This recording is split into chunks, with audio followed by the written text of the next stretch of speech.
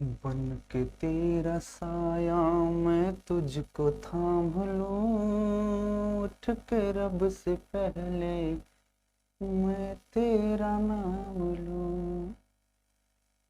तेरी उंगली पकड़ के चला, ममता के आंचल में पला। ओ मेरी माँ,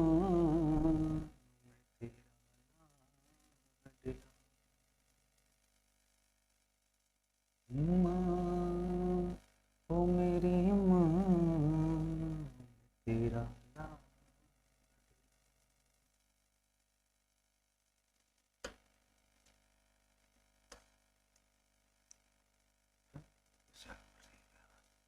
नमस्कार मेरे प्यारे बच्चों, आप सभी का स्वागत है आपके अपने प्यारे से यूट्यूब चैनल दी ऑनलाइन कोचिंग में। दोस्तों मैं हूं नितेश और आज की इस वीडियो के अंदर हम बात करने वाले हैं प्रश्नावली 4.3 का 4.3 का पार्ट 2। पार्ट 1 में हमने डिस्कस कर लिया था। क्या डिस्कस कर लिए थे? पहली बात तो ये कक्षा 9 का है। हाँ, कक्षा 9 वालों, ठीक है ना। तो हमने यहाँ पर डिस्कस कर लिया था पहला, दूसरा और तीसरा। चौथा भी क्वेश्चन हो गया था, पांचवा भी हो चुका था। उसके बाद हम आज बात करेंगे 6 नंबर की। नहीं, हाँ, 6 से बात करना। 5 तक हम लोग ऑलरेडी कर चुके हैं पिछले वीडियो में। तो ये पार्ट 2 है 4.3 का। तो पार्ट 1 अगर नहीं देखे तो पहले पार्ट 1 देखिए, उसके बाद आपको ये वीडियो समझ में आएगा। तो आइए चलते हैं क्वेश्चन नंबर 6 से आगे बढ़ते हैं। क्या? क्वेश्चन नंबर 6 से आगे बढ़ते हैं। देखो यहाँ पर क्वेश्चन दिया है कि एक अचर बल लगाने पर एक पिंड द्वारा, कहता है एक अचर बल लगाने पर एक पिंड द्वारा किया गया कार्य पिंड द्वारा तय की गई दूरी के अनुक्रमानुपाती है। इस कथन को दो चर वाले समीकरण के रूप में व्यक्त कीजिए और अचर बल 5 मात्रक लेकर इसका आलेख खींचिए और पिंड द्वारा तय की गई दूरी, पहला क्वेश्चन अगर 2 मात्रक है, दूसरा क्वेश्चन अगर 0 मात्रक है, तो आलेख से किया गया कार्य क्या होगा? तो आलेख से किया हुआ कार्य ज्ञात कीजिए। अच्छा, ये आपको ऐसा लग रहा है कि साइंस जैसा क्वेश्चन लग रहा है। तो साइंस में आपने एक फार्मूला पढ़ा था ना, F बराबर ma, ऐसा कुछ पढ़े थे कि नहीं? उसमें जब इस फार्मूला आता है, जब कक्षा 9 में अगर पढ़ रहे हो तो 9 में ही है। फर्स्ट न्यूटन का लॉ, न्यूटन लॉ पढ़े ना, फर्स्ट सेकंड थर्ड। तो ये फर्स्ट तो ये कहता है कि अगर हम किसी वस्तु पर हम चलिए थोड़ा सा साइंस पढ़ लेते हैं, ठीक है ना। पहले साइंस पढ़ते हैं, उसके बाद इस मैथ्स के क्वेश्चन को सॉल्व करेंगे। तो हमने पढ़ा था, आपने पढ़ा होगा क्लास 9th में, या पढ़े नहीं होगे तो पढ़ोगे जरूर आप क्लास 9th में। न्यूटन्स लॉ, न्यूटन्स के 3 लॉ होते हैं। एक पहला लॉ न्यूटन का, एक दूसरा नियम और एक तीसरा। पहला नियम यही कहा करता है कि अगर हम कोई वस्तु पर, किसी वस्तु पर अगर हम बल लगाते हैं, किसी वस्तु पर कोई बल लगाया जाता है, तो वो वस्तु क्या हो जाती है, उसकी सिचुएशन पर मतलब कि डिफरेंस हो जाता है। यानी कि बल वह वाह्य कारक होता है जो कि किसी वस्तु पर लगाने पर उस वस्तु की अवस्था को, सिचुएशन को चेंज कर देता है। सपोज करो मैं ऐसे भी खड़ा हूं, कोई मुझे इधर से धक्का मार दे तो मैं ऐसे ढंग जाऊंगा, थोड़ा सा जाऊंगा। तो इसका मतलब क्या हुआ? इसका मतलब यह हुआ कि बल के द्वारा हम किसी भी वस्तु को गति में ला सकते हैं, या बल के द्वारा हम किसी गतिमान वस्तु को स्थिर अवस्था में ला सकते हैं। ये होता है बल। सपोज करो ये है, अगर मैं इसको फेंक दूं ऐसे तो ये गति अवस्था में आ जाएगा, उधर से कोई कैच कर ले इसको तो ये विरामावस्था में हो जाएगा, और दोनों कार्य बल की वजह से संभव हो पाए, ठीक है ना। अगर मैं इसको फेंकूंगा तो बल की जरूरत पड़ेगी, तो मैंने बल लगाकर इसको गतिमान कर दिया, और कोई दूसरा बंदा ने इसको पकड़ लिया तो उसने क्या किया, इसको बल लगा करके इस वस्तु को उसने रोक दिया, स्थिर कर दिया।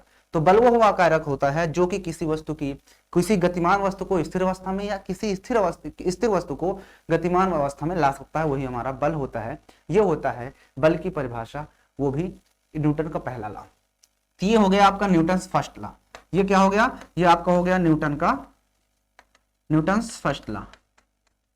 सेकेंड लॉ क्या कहता था बच्चा? सेकेंड लॉ क्या कहता है? बताता हूं क्यों मैं बता रहा हूं, इस क्वेश्चन में रिलेटेड है इसलिए बता रहा हूं। दूसरा आपने नियम ये पढ़ा था कि F बराबर ma, कि F जो होता है, किसी वस्तु पर जो फोर्स लगता है वो उसके एक्सेलरेशन के क्या होता है, एक्सेलरेशन के क्या होता था, अनुक्रमानुपाती होता था, है ना। अब यहाँ पर जब इसको हटाते थे तो यहाँ पर कोई हमारे पास, इसको हटाते हैं तो कोई हमारे पास एक, कुछ भी मानते हैं, कोई भी एक कांस्टेंट लाया जाता है, तो उस तरह से फार्मूला बन जाता है। तो F बराबर ma जो है वो न्यूटन के सेकेंड लॉ से आता है, ठीक है ना। एकदम एग्जैक्ट नहीं बता रहा हूँ, बाकी ऐसे ही आता है, न्यूटन के सेकेंड लॉ से ही आता है। थर्ड लॉ बिल्कुल आसान है। थर्ड एक्शन रिएक्शन वाला होता है कि अगर हम किसी वस्तु पर बल लगाते हैं किसी वस्तु पर, मान के चलो मैं अभी आपको एक तमाचा खींच के मारूं, आपको एक तमाचा खींच के मारूं तो क्या होगा, मुझे भी थोड़ा मेरे हाथ में भी जरूर लगेगा। इसका मतलब यह हुआ कि अगर हम किसी वस्तु पर बल लगाते हैं तो वो वस्तु जो होती है अपोजिट दूसरी वस्तु पर भी बल लगाती है। सपोज करो कि मैं अगर बंदूक चलाता हूं, बंदूक, जब हम बंदूक चलाते हैं तो उसमें से बंदूक से जो गोली निकलती है ध्यान, तो जैसे ही बंदूक से गोली निकलती है तो पीछे की तरफ झटका देती है, यानी वो जितना तेज उधर निकलती है आगे जाती है उतना ही अपोजिट डायरेक्शन में वो बल लगाती है, जिसकी वजह से कभी कभी क्या होते हैं, हाथ ऐसे हिल जाता है ना। तो बहुत ही ध्यान से चीज करना पड़ता है। तो यही चीज होता है कि हम किसी भी वस्तु पर अगर हम बल लगाएंगे तो वस्तु की सिचुएशन में चेंजिंग होनी चाहिए, और साथ में एक्शन रिएक्शन यही होता है कि अगर हम किसी वस्तु पर बल लगाते हैं तो वो वस्तु भी उल्टा उस वस्तु पर बल लगाती है, ठीक है ना। और याद रखना कि जब तक वो वस्तु की सिचुएशन में प्रॉब्लम नहीं होगी, सॉरी उस सिचुएशन की जो वस्तु होगी जिस पर हम बल लगा रहे हैं उसका सिचुएशन चेंज नहीं होगा, तब तक आप कोई भी कार्य नहीं किए, ठीक है ना। सपोज करो ये दीवार है, दीवार है, इस दीवार को मैं ऐसे ठेलूं, ऐसे धकेलूं, तो इसको धकेलता रहूं, लेकिन इसकी सिचुएशन पर कोई भी असर नहीं पड़ेगा, ये वैसे की वैसी रहेगी। इसका मतलब भले मैं थक जाऊं उसको ठेलते ठेलते, लेकिन मैथ्स साइंस के लैंग्वेज में जो ये कार्य होगा वो जीरो के बराबर होगा, क्योंकि इसकी सिचुएशन में कोई चेंजिंग ही नहीं हुई। तो वस्तु पर चेंज होगी, वस्तु की अवस्था चेंज होगी तभी आपने कार्य किया, ठीक है ना। तो यहाँ पर मैंने ये बताया कि ये चीज जो होता है अनुक्रमानुपाती का साइन होता है, ये साइन अनुक्रमानुपाती का होता है, तो यही इसमें रूल अप्लाई होने वाला है। इसी वजह से आज इसको बात करने वाले हैं। क्या बात है, मैंने 4 मिनट में आपको न्यूटन के लाभ भी बता दिए, तो इसके लिए लाइक कर देना, क्या कर देना, लाइक करना, ठीक है ना। ये होती है बात, ठीक है ना। मैथ के टीचर से पढ़ो, साइंस भी पढ़ लो, क्या बात है। चलो आओ, यहाँ पर कहता है एक अचर बल है, उसे एक पिंड द्वारा किया गया कार्य पिंड द्वारा तय की गई दूरी के अनुक्रमानुपाती है। तो यहाँ पर दो चीजें आ रही हैं, एक तो अचर बल है जो कि एक पिंड द्वारा किया गया कार्य, तो एक दो चीज मानना पड़ेगा, पिंड द्वारा किया गया कार्य और एक मानना पड़ेगा कि तय की गई दूरी। तो हम दोनों को मान लेते हैं पहले। आइए, बहुत आसान है, आइए 6 नंबर लिखेंगे, माना पिंड द्वारा किया गया कार्य, माना पिंड द्वारा किया गया कार्य, किया गया कार्य बराबर यक्स। न्यूटन भी लिख सकते हो, फोर्स है, ये जूल लिख सकते हो क्योंकि कार्य है। उसके बाद आगे उसने ये कहा है, हालांकि कुछ भी मात्रक नहीं दिया, मात्रक सिर्फ लिखा है तो यूनिट तुम भी लिख दो। फिर कहता है तय की गई दूरी, ठीक है ना। तो जब वो उस पर किया गया कार्य और तय की, तथा लिखेंगे, तथा तय की गई दूरी, तथा तय की गई दूरी बराबर y, ठीक है ना। अब प्रश्नानुसार, प्रश्नानुसार उसने ये कहा था, प्रश्नानुसार बच्चों, प्रश्नानुसार उसने ये कहा था क्या कि अचर बल लगाने पर एक पिंड द्वारा किया गया कार्य जो है, पिंड द्वारा जो कार्य किया गया है, कार्य जो कार्य किया गया है वो तय की गई दूरी के अनुक्रमानुपाती है, तय की गई जो दूरी है उसके अनुक्रमानुपाती है, तय की गई दूरी के, ये है, ठीक है ना। यानी कि कहता ना कि जो पिंड द्वारा किया गया कार्य है वो तय की गई दूरी के अनुक्रमानुपाती है, तय की गई दूरी के अनुक्रमानुपाती, यानी कार्य जो है वो दूरी के अनुक्रमानुपाती है। यानी यहाँ पर हमारा कार्य क्या था, कार्य यक्स था, कार्य क्या था बच्चों, यहाँ पर हमारे पास जो कार्य था, कार्य वो अनुक्रमानुपाती था y के। उसने यही कहा ना कि जो कार्य किया गया है वो तय की गई दूरी के अनुक्रमानुपाती है, ठीक है ना। तो हमें तो पता है कि जब कांस्टेंट हटता है तो वहां पर कोई हमारे पास एक कांस्टेंट आता है, तो हमने कांस्टेंट को यहाँ पर के माना है। यहाँ पर लिखेंगे जहां जहां के एक अचर बल है, क्या लिख दो, अचर बल, ठीक है, अचर बल लिख दो, कुछ भी लिख सकते हो, अचर पद, अचर बल, कुछ भी, ठीक है ना। तो ये आपका यहां से आ गया, ठीक है ना। उसके बाद आगे कुछ और पूछा है, बस हो गया, यही तक था। तो आपका तो यहीं पर एक आंसर हो गया।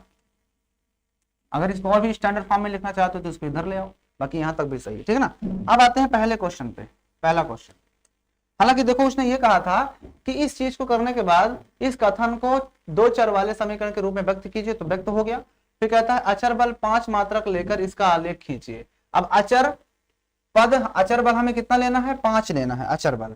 यहाँ पर अचर बल, तो यहाँ पर अभी क्वेश्चन पे नहीं जाएंगे, अब लिखेंगे अचर बल। अचर बल हमने क्या माना है, के बराबर क्या लेना है, 5 मात्रक, ये 5 मात्रक। अगर हम अचर बल 5 मात्रक ले लिए तो x बराबर क्या हो जाएगा, y की जगह x के की जगह 5 रख देंगे तो 5y हो जाएगा। ये लो आगे आगे कि नहीं।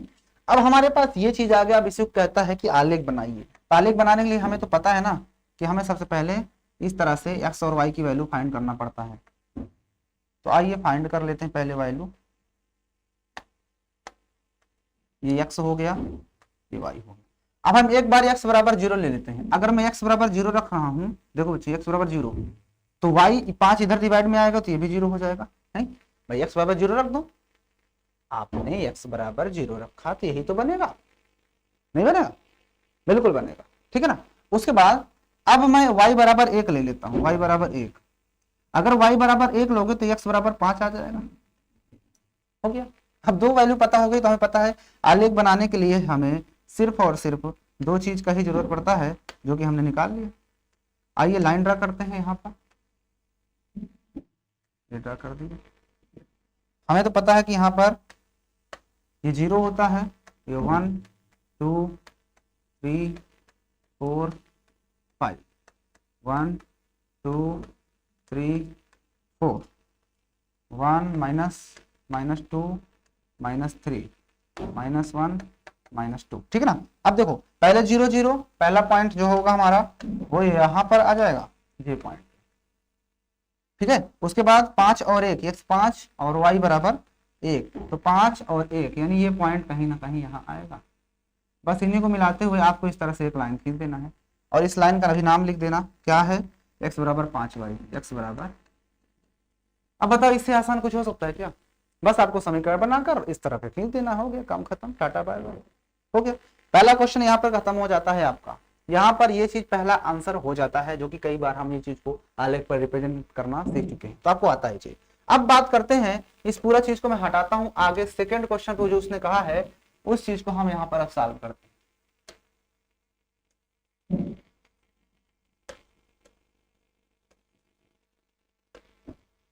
चलो इसको हटा देते हैं पूरा, क्योंकि आपने ये चीज सीख लिया। आइए अब देखो हमारे पास जो क्वेश्चन है पहला क्वेश्चन में हमें 2 मात्रक लेना है। क्या?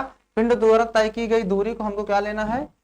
तय की गई दूरी को हमें 2 मात्रक लेना है पहले क्वेश्चन के लिए। पहला क्वेश्चन में लेकिन एक चीज हमें ये देखना है बेटा, यहाँ पर देखो इस चीज को तो रखना पड़ेगा ना, तो इस चीज को हटा देते हैं, क्योंकि हमें तो ये चीज हटाना है, सिर्फ ये, इसको भी हटाना है। तय की गई दूरी रखते हैं क्योंकि जरूरत पड़ेगी भी इसकी।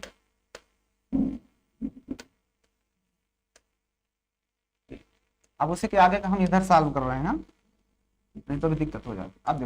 अब देखो पहला क्वेश्चन उसने क्या कहा है, तय की गई दूरी दिया है उसने, तय की गई दूरी बराबर 2 मात्रक लेना है। पहले क्वेश्चन के लिए तय की गई दूरी बराबर 2 मात्रक, 2 मात्रक ले लो, 2 मात्रक ले लिए, है ना। तो हमें पता है कि इक्वेशन क्या दिया, x बराबर 5y।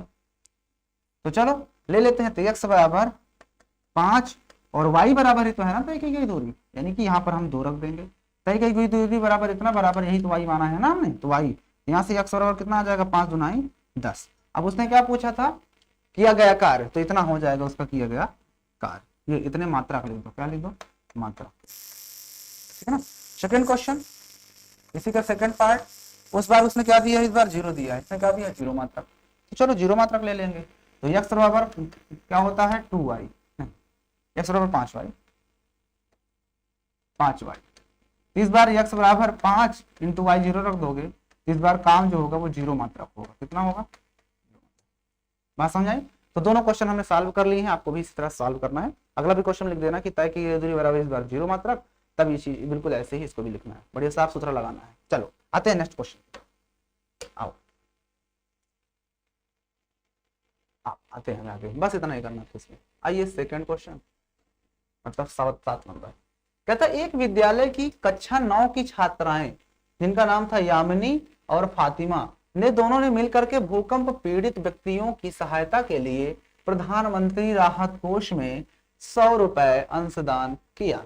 एक रैखिक समीकरण लिखिए जो इन आंकड़ों को संतुष्ट करती है, आप उनका अंशदान x और y मान सकते हैं, इस समीकरण का आलेख खींचिए।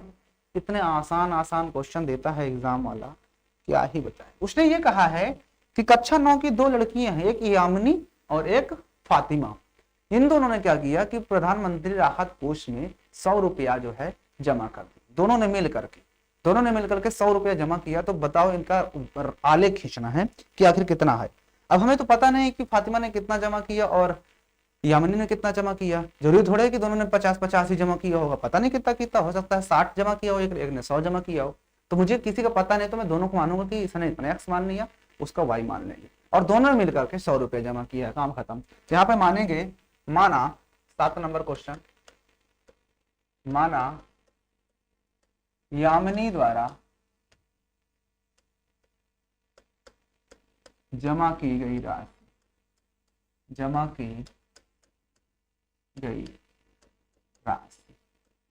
बराबर रुपए, ठीक है। तथा फातिमा द्वारा, अरे हिंदी में नहीं इंग्लिश में लिख देना यार, हिंदी में क्या करोगे यार, हिंदी में लिखना है। चलो ये लो, हिंदी में लिख देते हैं। तथा फातिमा द्वारा जमा की गई राशि या धनराशि बराबर रुपए y। अब उसने कहा है प्रश्नानुसार देखो उसने क्या कहा था कि दोनों ने मिलकर के जमा किया था 100 रुपया। भाई दोनों ने मिलकर के 100 रुपया जमा किया, यानी कि इसने जमा किए अगर x रुपया और इसने जमा किए y रुपया, तब ना जाकर 100 रुपया हुआ। बात करते हो इसमें क्या था, कुछ रैखिक समीकरण बन गया। अब जब रैखिक समीकरण बन गया तो इसका हम आलेख भी खींचना है। उसके लिए हमें पता है, आप बार बार बताने की कोई जरूरत नहीं है कि हमें कम से कम 2 वैल्यू पता होने चाहिए था, हमें x और y। मैं x को 0 ले लेता हूँ तो सिर्फ y बराबर 100 आ जाएगा, और अगर y को 0 ले लेता हूँ तो ये वाला 100 आ जाएगा। बताओ कोई दिक्कत। अब जब यहां तक आपको किसी भी तरह की कोई प्रॉब्लम नहीं हुई, तो इसके आगे भी आपको भला कैसे प्रॉब्लम हो सकती है। अब आपको इससे आगे क्या प्रॉब्लम हो सकती है क्या। अब हमें पता है कि हमें वेन डायग्राम ड्रा करना पड़ता है कुछ इस तरह से, ये हमने ड्रा कर लिया। हमें पता है कि यहाँ पर 0 होता है। अब देखो नंबर तो बड़ा है 0, तो y में 100 तक जाना, इस वजह से मैं क्या करूंगा, इसको 100 तक ना जाना पड़े, इसलिए मैं क्या करूंगा 20-20 ले लेते हैं। 25-25 भी ले सकते हो, कोई दिक्कत नहीं। तुम चाहो तो 25-25 भी ले सकते हो, 20-20 भी ले सकते हो। मैं 25-25 ले लें, चलो ये मैंने ले लिया 25, तो अगला खाना 50 का जाएगा, फिर 75, फिर 25 चौके 100, 25 पंचे 125, इधर भी जाओगे तो 25, 50, 75, 100, 125, माइनस का 25, माइनस का 50, माइनस का 75, इधर भी माइनस का 25, माइनस का 50, माइनस का 75, माइनस का 100। ठीक है, कोई दिक्कत नहीं। बस आपको पैमाना लिख देना यहाँ पर कि हमने पैमाना क्या लिया है, ताकि गलत ना हो ना, पैमाना लिख देना कि हमने माना है कि 1 सेंटीमीटर बराबर कितना, 25 यूनिट। आप पे डिपेंड है, 25 यूनिट लिख दो या जो भी रहा हो, 25 यूनिट लिख दो बस हो गया। यूनिट लिखने से ये होता है कि यूनिट सब कुछ आ जाता है, सेंटीमीटर, मीटर, किलोमीटर जो भी हो। अब इसमें रुपया की बात हो रही है तो चाहो तो रुपया लिख सकते हो या यूनिट लिख दो, बस हो गया। ठीक है ना। बस इतना करने के बाद अब आते हैं क्वेश्चन पे। अगर x 0 तो y 100, x 0 तो y 100, यानी कि पॉइंट यहाँ पर आ जाए, ये जो पॉइंट होगा वो हो जाएगा 0, 100। ठीक है। फिर कहता है अगर x 100, ये लो 100, तो y 0, यानी ये पॉइंट यहाँ पर आ जाएगा, तो ये जो पॉइंट होगा ये हो जाएगा 100, 0। ठीक है। अब हम क्या करेंगे, इन दोनों पॉइंट्स को मिला देंगे। इन दोनों पॉइंट्स को मिलाते हुए हम क्या करेंगे, एक लाइन ड्रा करेंगे।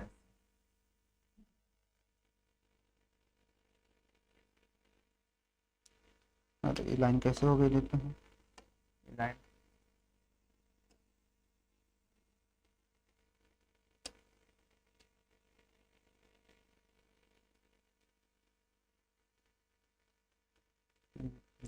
चल ठीक है, और तो कुछ नहीं खींचता। चल ये देखो हमने खींच दिया अब इस लाइन को।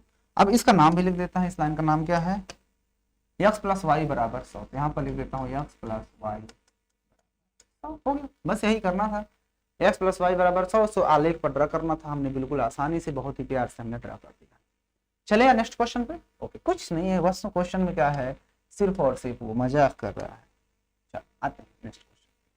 अच्छा, यहाँ पर इसने दे भी दिया था कि अगर आपको दिक्कत है तो आप मान लो यहाँ पे कि अंशदान इतना है। हालांकि देखो अंशदान लिखा है, तो तुम चाहो तो वहां पर जो मैंने राशि लिख दिया था वहां पर तुम अंशदान भी लिख सकते हो, ठीक ना। माना यामिनी द्वारा दिया गया अंशदान इक्वल टू x रुपया, और यामिनी द्वारा कितना, फातिमा द्वारा y, ठीक है। चलो आते हैं क्वेश्चन नंबर 8।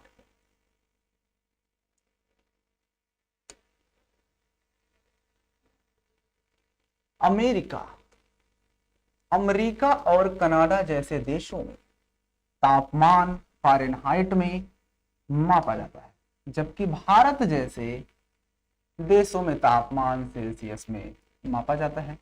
यहाँ फ़ारेनहाइट को सेल्सियस में रूपांतरित करने वाला एक रैखिक समीकरण दिया गया है, जो कि कुछ इस तरह से है। क्वेश्चन में ये कहा है कि अगर हम बड़े देशों की बात करते हैं, जैसे अमेरिका हो गया, कनाडा हो गया, तो ऐसी जगहों में क्या होता है, अगर हम बात करें कि उसको जो टेम्परेचर होता है, तापमान अगर मेजर करना होता है, तो वहां पर किसका यूज करते हैं ये लोग, किसका यूज करते हैं, फ़ारेनहाइट का यूज करते हैं। किसका? फ़ारेनहाइट का यूज करते हैं। लेकिन हमारे भारत देश में क्या किया जाता है, सेल्सियस में मापा जाता है। लेकिन सेल्सियस, और जैसा हम कहते हैं कि हमारे भारत देश में तो रुपया चलता है, लेकिन कनाडा में भेज दो या यूरोप में चले जाओ या सबसे अमेरिका चले जाओ, अमेरिका, यहाँ पर क्या चलता है, डॉलर चलता है। अब डॉलर को रुपया में रूपांतरित करना या रूपांतरित करना रुपया को डॉलर में कैसे डिवाइड बराबर किया जाता है, वो भी एक इक्वेशन होता है कि इतना रुपया इतने डॉलर के बराबर होता है ना। तो इतना, उसी तरह से यहाँ पर भी फ़ारेनहाइट जो होता है वो सेल्सियस में क्या दोनों में संबंध होता है, रिलेशन होता है, वो यहाँ पर दे दिया गया है। अब उसने ये पूछा है पहले क्वेश्चन में कि अगर सेल्सियस को x अक्ष मान लें, जो सेल्सियस है, यानी जब हम इस तरह खींचते हैं इस तरह, तो जो सेल्सियस है ये, इसको हम x अक्ष मान लें, और जो फ़ारेनहाइट है उसको कहता है y अक्ष मान लें, तो कह रहा है कि रैखिक समीकरण का आलेख खींचिए। तो इसका रैखिक समीकरण का आलेख खींचना, तो आइए सबसे पहले तो f बराबर 9/c + 32 लिखते हैं। Given that f equal to 9/5c + 32। अब उसने कहा है कि एक, अगर हम x एक्सिस और y एक्सिस ले रहे हैं, क्या ले रहे हैं, x एक्सिस और y एक्सिस, ये ठीक है ना। तो उसमें ये कह रहा है सेल्सियस को, कह रहा है कि सेल्सियस को आपको क्या मानना है, ये सेल्सियस है। तो जो सेल्सियस है उसे आपको, ये C होता है, सेल्सियस मतलब C, इसको कहता है x अक्ष को लेना है, और जो फ़ारेनहाइट होता है ये आपको, उसको y अक्ष को लेना है, ठीक है। ओके, कोई दिक्कत?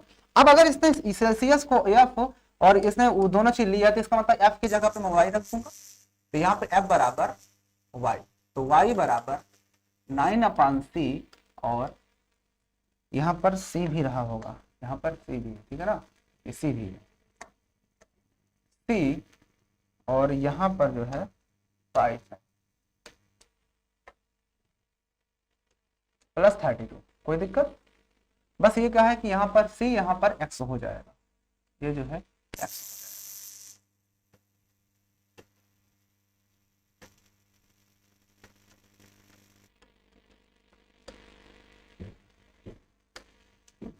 9/c, यहाँ पर c हो जाएगा, और y बराबर हमारे पास, अब यहाँ पर y बराबर 9/5 और c बराबर x हो जाएगा +32। तो इसने कहा ये चीज रखो, ठीक है, कोई बात नहीं, रख दिया। अब उसके बाद हमें क्या करना है, इसको आलेख बनाना है। तो ये हमारा पहला क्वेश्चन, यही कहा था ना कि आलेख खींच लो इसको। अगर हम x एक्सिस को हम सेल्सियस मान लेते हैं और y एक्सिस को फ़ारेनहाइट, तो ये लो, यहाँ पर हम x लिखते हैं, यहाँ पर y। अब दिमाग लगाओ, अगर मैं y को 0 ले लेता हूं, अगर मैं y को 0 नहीं बल्कि x को 0 लेता हूं, रीजन है आसान बनाना है ना क्वेश्चन को हमें, तो x बराबर 0 रख दो, ये मैंने 0 रख दिया। अब अगर x की जगह में 0 रखोगे तो पूरा मल्टीप्लाई होगा तो 0 हो जाएगा ये पूरा, यानी y बराबर 32 आ जाएगा। क्या आ जाएगा? y बराबर 32। ठीक है ना। अब दूसरी बात, अब x को हम क्या माने, तो x को 5 मान लो, x को 5 मान लो, मान ले x को 5। क्यों ऐसा कर रहा हूं? क्योंकि x को 5 मानूंगा तो 5 से 5 कट जाएगा। तो अगर मैंने x को इस बार 5 ले लिया, ये लो x को 5, तो देखो y बराबर 9/5 इंटू एक्स बोले तो 5 मैंने माना प्लस 32, तो 5 से 5 कट जाएगा तो ये बचेगा 9 और प्लस का 32, मतलब 9 2 11 होता है और 3 1 4 होता है, यानी कि यहाँ पर 40 बना है। राइट। तो इस तरह से हमने निकाल लिया दोनों चीज। अब जब हमारे पास भैया दोनों चीज निकल के आ गया है, ये दोनों चीज निकाल लिए, तो इसी को इसमें हमें ड्रा कर देना है। अब ड्रा करने के बाद यही आता है कि 32 है, 5 है, 40 है, तो हम कितने कितने गैप लें, तो 5 है, इसका मतलब हम 5 5 का ही गैप ले लें कम से कम। चलो अगर हम 5 5 का गैप लेंगे तो दिक्कत होगी, हम क्या करते हैं 10 10 का गैप ले लेते हैं, 10 10 का, 10 10 का। आइए तो हम यहाँ पर 0 लेते हैं, ये 10 ले लेते हैं, ये 20 ले लेते हैं, ये 30 ले लेते हैं, ये 40 ले लेते हैं, ये 50 ले लेते हैं। आप पे डिपेंड है भाई, कुछ भी 5 5 भी ले सकते हो। ये -10 -20 -30 -40 माइनस का 10 माइनस का 20 माइनस का 30 10 20 30 40 50 60। पैमाना लिख दो यहाँ पर पैमाना जरूर लिख दो। पैमाना क्या लिया आपने कि जो 1 सेंटीमीटर खाना होगा पैराग्राफ में वो 10 यूनिट के बराबर आपने ले लिया। कितने? 10 यूनिट के बराबर। ठीक है, इस तरह लिख दिया करो पैमाना, ताकि टीचर किसी भी तरह से नंबर काट ना पाए। आइए अब कहता है अगर x में 0 ले रहा है तो y में 32 तक जाना पड़ेगा। तो x में 0 तो y 32, तो 32 कहाँ जाएगा? 30 से थोड़ा सा तो ऊपर होगा ना, बिल्कुल थोड़ा सा यहाँ पर, बिल्कुल थोड़ा सा, क्योंकि 10 10 का खाना है तो एक खाना जो पहला वाला होगा वही बनेगा हमारा 2 खाना के बराबर, यानी कि ये 32 हो गया, यानी यही हो जाएगा 0,32। ठीक है। फिर कहता है अगर x में 5 ले रहे हो तो 5 जाहिर बात है यहाँ कहीं आएगा, यानी 2 2 4 यहाँ पर 5 आएगा, ये है ना। और इसमें 41 जाना है, किसमें? x y में 41 जाओ तो y में 41, ये 41 मतलब 40 से थोड़ा सा ऊपर, मतलब ये पॉइंट जो होगा वो क्या होगा? 5,41, 5,41। अब इन्हीं दोनों पॉइंट से होते हुए हमें एक लाइन ड्रा कर देना है जो कि इन दोनों पॉइंट से होकर जाएगी। तो देखो इन दोनों से होते हुए लाइन खींच रहा हूँ कुछ इस तरह से, यही लाइन देखो दोनों पॉइंट से होकर जा रही ना। तो आप जब बनाओगे तो आपके पास भी कुछ इसी तरह का ग्राफ बनेगा। ठीक है ना, ठीक है ना, ऐसे ही कुछ रहेगा, बिल्कुल ऐसे ही नहीं हो सकता है, क्योंकि आप जब ग्राफ बनाओगे तो एकदम एग्जैक्ट बनेगा। अब इसका नाम लिख दो, लाइन का नाम जरूर लिख दिया करो।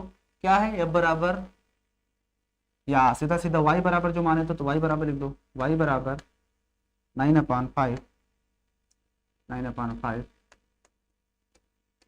x plus 32। बस ऐसे लिख दो, पूरा काम खत्म, सिंपल था ना। अब बताओ इससे आसान कुछ हो सकता है क्या? अगर आपको ये कठिन लगता है तो इसका मतलब है कि चुल्लू भर पानी में डूब मरो, क्योंकि अब इससे आसान क्वेश्चन फिर नहीं हो सकते।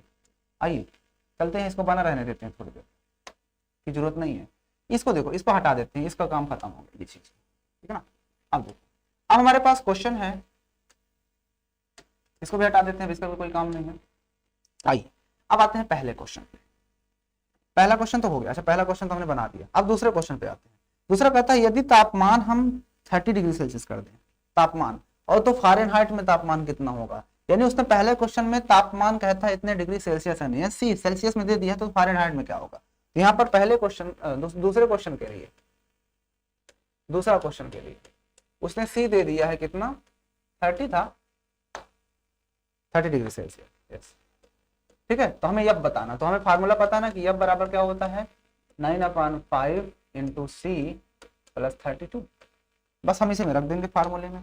तो यब बराबर 9/5 इंटू सी कितना दिया है? 30, डिग्री भी बाद में लगाना, ठीक है ना, ये 32 हो जाए। 5 एकम 5 छक्का 30 होता है, तो यब बराबर आपके पास आ जाएगा 9 छक्का 54 होता है, और प्लस का 32।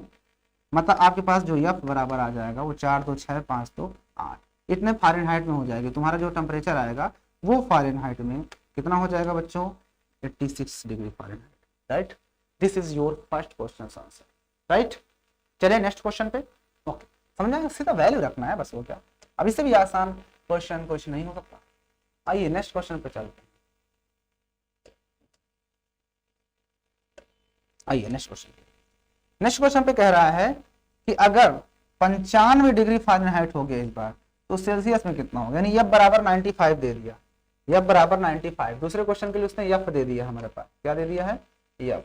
एफ कितना दे दिया है, 95 डिग्री फ़ारेनहाइट। ठीक है, हमें फार्मूला फिर से पता यही होता है, लेकिन इस बार क्वेश्चन जो है ये तीसरा क्वेश्चन है। कौन सा, ठीक है, चलो आओ देखते हैं, लड़ते झगड़ते हैं इस क्वेश्चन से। तो एफ बराबर 95 है, तो यहाँ पर एफ बराबर रख देंगे 95।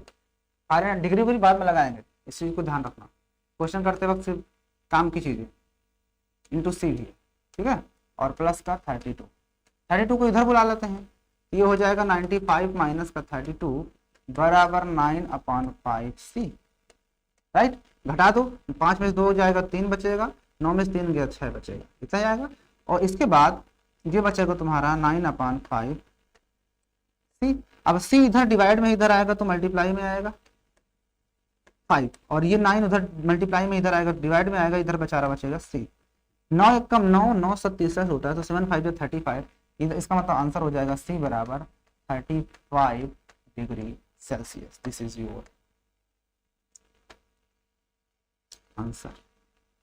अब बताओ, अब इससे आसान क्वेश्चन अगर एग्जाम में आए तो फिर बेकार है। अगर आपको ये अभी भी लगता है कि कठिन क्वेश्चन नहीं कर पाता हूं, मैं नहीं कर पाती हूं, तो इसका मतलब है कि फिर आओ सामने 2-4 झापड़ हम आपको लगाते हैं, उसके बाद आपको समझ में आता है।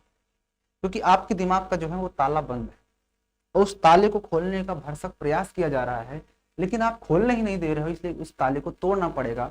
मतलब कि अगर आपको समझाया जा रहा है, अच्छे से समझाया जा रहा है, लेकिन आप समझना ही नहीं चाहते हो, तो पहले तो आपका इलाज किया जाएगा ना। उसी तरह से अगर हम आपके ताले को पहचान गए हैं और हम आपके ताले को अपनी चाबी से खोल रहे हैं, लेकिन आप खोलने नहीं दे रहे हो, तो उसका फिर दूसरा इलाज है, तोड़ना पड़ेगा। तो ताला तोड़ना पड़ेगा। अगर आप चाबी को सही से नहीं लगाने दोगे तो इसका मतलब है कि हम तोड़ देंगे तुमको। तो सेम उसी तरह से आप समझना ही नहीं चाहते इस चीज को, इसलिए आपको समझाने के लिए 2-4 झापड़ आपको फेरा जाएगा, तभी आपको समझ में आएगा। ठीक है ना, तो यहाँ तक आप समझिए क्वेश्चंस को आसानी से। अब इससे आसान, इससे सरल भाषा में मैं नहीं समझा सकता, ठीक है ना, क्योंकि आप 9th के बच्चे हो, आपके लिए इतने आसान क्वेश्चन दिए जा रहे हैं। आपको तो शुक्रिया अदा करना चाहिए इस बुक के राइटर को, समझ रहे हो ना, एनसीईआरटी वालों को तो शुक्रिया अदा करना चाहिए कि भैया इतने आसान आसान क्वेश्चन आप बनाते हो, कितने प्यारे हैं आप। आइए, 3rd क्वेश्चन हो चुका, ये भी हो चुका, ये भी हो चुका, सारे क्वेश्चन हो चुके। आइए ये वाला क्वेश्चन देखते हैं। कहता है यदि तापमान 0 डिग्री सेल्सियस है और फ़ारेनहाइट में तापमान क्या होगा। अगर इस बार उसने सेल्सियस 0 ले लिया तो कहता है फ़ारेनहाइट में कितना होगा। अगर फ़ारेनहाइट में उसने ले लिया है 0 है, तो सेल्सियस में कितना होगा। क्या बात है। आइए हम जाते हैं 4था क्वेश्चन में। पहले क्वेश्चन में उसने कहा अगर सेल्सियस को हम 0 डिग्री सेल्सियस ले लेते, ठीक है ना, और दूसरी बार वो कहता है अगर हम फ़ारेनहाइट को जो है कि 0 डिग्री फ़ारेनहाइट लेते हैं। दोनों सिचुएशन में बताना है, इस सिचुएशन में फिर एफ क्या होगा और इस सिचुएशन में फिर सी क्या होगा। तो हम तो जानते हैं ना फार्मूला, फ्रॉम फार्मूला, सूत्र से, या सूत्र तो मत लिखो, डायरेक्ट लिखो। क्या लिखोगे, कि F बराबर 9/5 C + 32। F का वैल्यू मुझे निकालना है, 9/5 इंटू सी कितना है, 0 है, प्लस 32। राइट, तो यहां से आपके पास F बराबर, ये तो पूरा 0 हो जाएगा, तो 0 + 32। कहने का मतलब ये हुआ बच्चा कि F बराबर 32 डिग्री फ़ारेनहाइट आपके पास फर्स्ट क्वेश्चन का आंसर आ जाएगा। अब बताओ इस क्वेश्चन में कहां पर तुम्हें सेकंड, इसी में जब दूसरा क्वेश्चन आप निकालोगे तो मैंने इधर लिख दिया है इसको। तो इस सिचुएशन में भी हमें पता है कि F बराबर 9/5 इंटू सी + 32 होता है। बट हियर F = 0 रखना है, = 9/5 C + 32। 32 इधर भेज दो, या C था तो इस पूरे को ही मैं इधर ले आता हूँ, या 32 को मैं इधर भेज दूँ, 32 को मैं इधर ले आ रहा हूँ, तो माइनस में 32 आ जाएगा, और इधर आपके पास बचेगा 9/5 इंटू सी। 5 इधर डिवाइड में है, इधर आएगा तो मल्टीप्लाई में आएगा, तो माइनस का 32 इंटू 5 और अपान में ये 9 आ जाएगा बराबर सी। क्या कुछ कटे?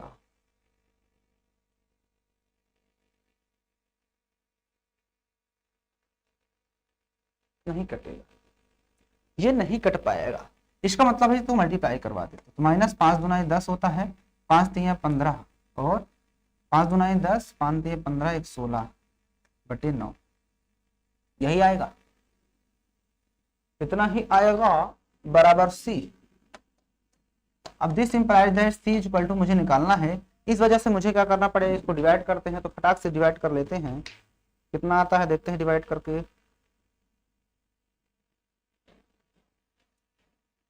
ये दोस्ती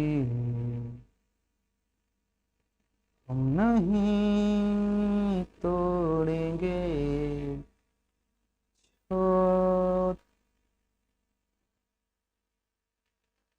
तोड़ेंगे दम मगर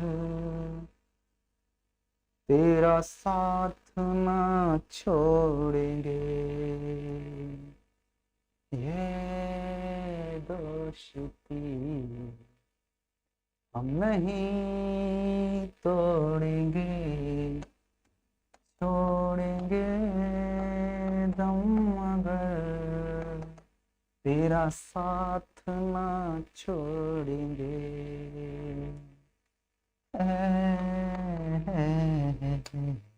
अब ये बताओ बच्चों कि यहाँ पर आपको साफ साफ दिख गया कि अब ये 17.777 आता चला जा रहा है, लेकिन पॉइंट के बाद 2 डिजिट तक बताना है, तो ये 17.7। अब जब हमें पता है कि 5 से बड़ा होता है तो जब वो छूटता है, तो अगर उसके जिसको छोड़ते हैं उसके पहले वाला नंबर, जैसा हमें ये वाला नंबर छोड़ना क्योंकि यहाँ तक लेना, तो ये नंबर 5 या 5 से बड़ा इस इसमें एक जुड़ जाएगा, ठीक है ना। अगर छोटा होता है तो कोई फर्क नहीं पड़ता है, ठीक है ना, उतना ही चुपचाप लिख देते हैं। तो यहाँ पर आंसर हमारे पास आ जाएगा सी का वैल्यू इतना, ठीक है ना। चाहो तो डिग्री सेल्सियस भी लिख सकते हो, अब यहाँ पर लिख दो।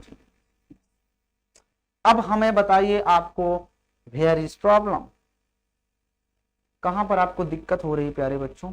यहाँ पर ये एक्सरसाइज क्या हो जाती है, फिनिश हो जाती है। उम्मीद है कि बहुत ही अच्छे से आपको सारे क्वेश्चन समझ में आ गए होंगे। बहुत ही मैंने बारीकी से बहुत ही आसान भाषा में समझाने का कोशिश किया है और आपको समझ में आया भी है। अब देखो यहाँ पर आपके सारे क्वेश्चन खत्म। अच्छा एक क्वेश्चन और है क्या, एक क्वेश्चन और है 5 नंबर कह रहा है, क्या ऐसा भी कोई तापमान है जो फ़ारेनहाइट और सेल्सियस दोनों में संख्यात्मक समान है, यदि हाँ तो ज्ञात कीजिए। कहता है अब कोई ऐसा मान हो सकता है क्या जिसमें एफ और मतलब कि दोनों बराबर होंगे। कहता है ऐसा कोई है मान जिसमें तापमान फ़ारेनहाइट और सेल्सियस दोनों समान हो, यानी उसने कहा है कि फ़ारेनहाइट और सेल्सियस दोनों समान है, तो हम दोनों को मान ले यक्स है, मान ले कि वो नंबर यक्स है, यक्स पे वो दोनों सेम होंगे, ठीक है ना। Question number 5 number, question number 5 है, हमने ये चीज माना, ठीक है ना। अब हम जानते हैं कि F equal to 9/5 into C plus 32, यही होता है। ओके, तो F की जगह पे C और X और C दोनों X के बराबर, यानी यहाँ पर भी X रखूंगा इक्वल टू 9/5 इंटू यहाँ पर भी X रखूंगा प्लस 32। अब इसको इधर लाना पड़ेगा क्योंकि अपान में 5, तो 5 इधर आएगा। एक काम करो, इस दोनों का एलसीएम ले लो, दोनों का एलसीएम ले लो 5। अब जब तुम दोनों का एलसीएम 5 ले लोगे यहाँ पर तो तुम्हारे पास 9x आ जाएगा प्लस 5, 5 दूना 10 और 5 दूना 5 15 16, यही आएगा 5 दूना का 5 5 16 इक्वल टू 5x हो जाएगा। इधर क्या है x, अब ये इधर आएगा तो 5x और ये 9x इधर बना लो, माइनस का 9x बराबर 160, घटा दो तो माइनस का 4x बराबर माइनस का 160, है ना, माइनस में ही आएगा, माइनस माइनस कट जाएगा, तो x बराबर आपके पास आ जाएगा 160/4, 4 1 कम 4 चौके 16, यानी x बराबर 40 डिग्री। बस 40 डिग्री लिख दो, 40 डिग्री लिख सकते हो, क्योंकि अब यहाँ पर कोई चीज हम नहीं कह नहीं सकते, क्योंकि ये दोनों फ़ारेनहाइट भी हो सकता है इतना, यानी x बराबर जो 40 आया है, x बराबर सिर्फ 40 आया है, तो यानी f बराबर 40 डिग्री फ़ारेनहाइट और c के लिए ये 40 डिग्री सेल्सियस है, जो कि बराबर होंगे। अब मुझे बताओ कि आपको इस प्रश्न में कहां पर दिक्कत हुई। भाई फ़ारेनहाइट बताएंगे तो फ़ारेनहाइट लगाएंगे ना, डिग्री फ़ारेनहाइट, और सेल्सियस में बताएंगे तो डिग्री सेल्सियस लगाना पड़ेगा। ठीक है, तो यहाँ पर आपका ये क्वेश्चन कंप्लीट हो जाता है और इसी के साथ ही एक्सरसाइज भी फिनिश हो जाती है। मिलते हैं आपके साथ फिर नए इसके एक्सरसाइज के साथ, जिसमें हम एक्स अक्ष और वाई अक्ष के समांतर रेखाओं के समीकरण कैसे बनाते हैं वो सीखने वाले हैं। तो वीडियो अच्छी लगी तो लाइक कर देना, हेल्पफुल लगी हो तो लाइक कर देना, चैनल पर सब्सक्राइब कर लेना, बेल आइकन को प्रेस कर लो। बाकी हम फिर मिलते हैं नई वीडियो के साथ, तब तक के लिए